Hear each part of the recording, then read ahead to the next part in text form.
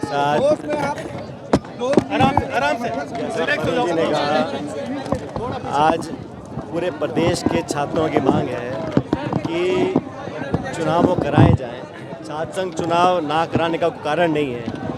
सरकार ने बिना वजह इन चुनावों को रोका है और लाखों लाख नौजवान हैं जो ये पायदान चाहते हैं जहां वो चुनाव लड़ें। चुनावों को ना कराना लोकतंत्र के खिलाफ है और सरकार को अपनी जिद छोड़कर तुरंत प्रभाव से चुनाव कराने चाहिए। आज जो हज़ारों छात्र इकट्ठे हुए हैं जयपुर में, उनकी एक ही मांग है कि हमारी जो समस्याएं हैं, हमारी जो मांगे हैं, उसको पूरा करने के लिए हमें चुनाव कराकर अपना एक अध्यक्ष चुनना है। और चुनाव कोई भी जीते, चाहे हमारे पक्ष से जीते या उनके पक्ष से जीते, लेकिन ये जानबूझकर जो पहला पड़ाव राजनीति का होता है छात्र संघ चुनाव, वहाँ से सैकड़ों के तादाद में नौजवान ऐसे हैं जो विधायक, सांसद, मंत्री बने हैं। और न सिर्फ कांग्रेस में, बीजेपी में भी है। लेकिन बिना वजह मुख्यमंत्री जी ने न जाने किसकी सलाह पर ये चुनाव रोकने का काम किया है।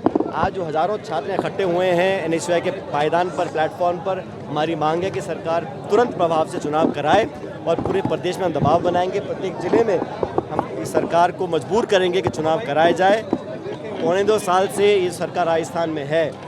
ये ऐसा एक भी कोई काम नहीं गिना सकती जिसको ये कहें कि हमारी उपलब्धि है।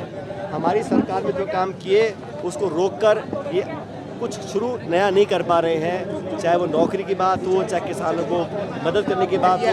पीछे कर ले भाई, मुंह पे लग जाएगी आगे जाएगी। डबल है, ये सरकार डबल इंजन की है।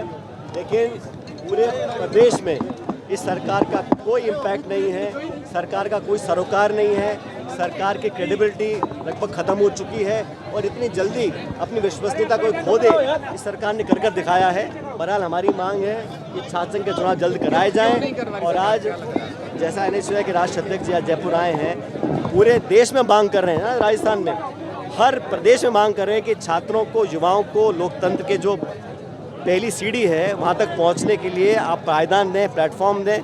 लेकिन ये कायरता मैं समझता हूँ कि प्रदेश की सरकार ना चुनाव करा रही है पंचायत समिति के, ना नगर पालिका के, और छात्रों को चुनाव नहीं कराए। ये डरते क्यों चुनावों से? चुनाव कराएं, हार-जीत होती रहती है। तो ये डर के माहौल में चुनाव ना करवाएं, ये सरकार को मुझे लगता है बैकफुट पर है। सरकार हमारी बात को मांगने के लिए मजबूर करेंगे और छात्रों को चुनाव कराने पड़ेंगे। सर, एक बहुत बड़ी चीज़ आपने की आज, सहनशीलता, संयम और मधुर भाषा,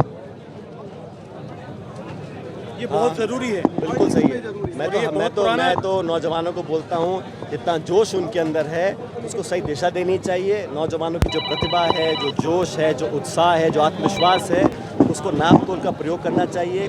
और विनम्रता, सहनशीलता को कमज़ोरी ना समझें। छात्रों में जो आज जोश है, मैं नहीं चाहूँगा कि हमारा कोई भी नौजवान कानून की सीमा को लांगे या कोई ऐसे अपशब्द बोले, क्योंकि शब्द बहुत महत्वपूर्ण है राजनीति में। इसलिए मैंने शुरू से ही बच्चों, नौजवान जो लड़के कॉलेजों और यूनिवर्सिटीज़ में हैं, उनको कहता हूँ कि अपनी ताकत दिखाएं, प्रदर्शित करें, एहसास कराएं, लेकिन संयमित होकर, सीमाओं के अंदर रहकर। और राजनीति में आपका आचरण, आपकी बोली, आपके शब्द बहुत मायने रखते हैं, तो उसका शुरू से ही उनको पालना करनी चाहिए। लंबे समय से आप ये बोलते हैं, लेकिन जब भी आप ये बोलते हैं इसे व्यंग माना जाता है।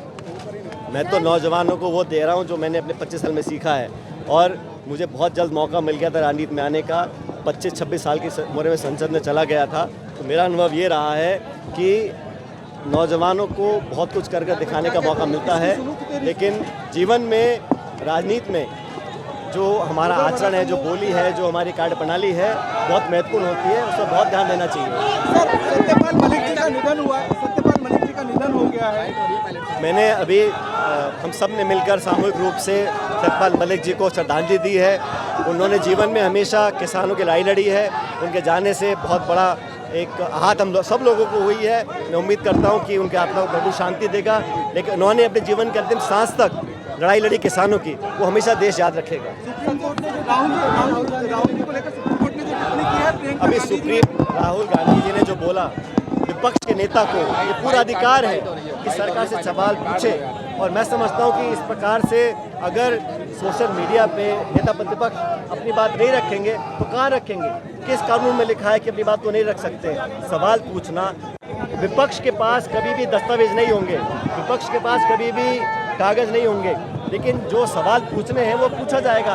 और मैं तो दाद देता राहुल गांधी जी की, हर मोर्चे पर उन्होंने सवाल पूछे, सरकार को कटघरे में खड़ा किया और अनेकों बार सरकार बैकफुट पे आई, अपने निर्णयों को वापस लेना पड़ा। साहब आज के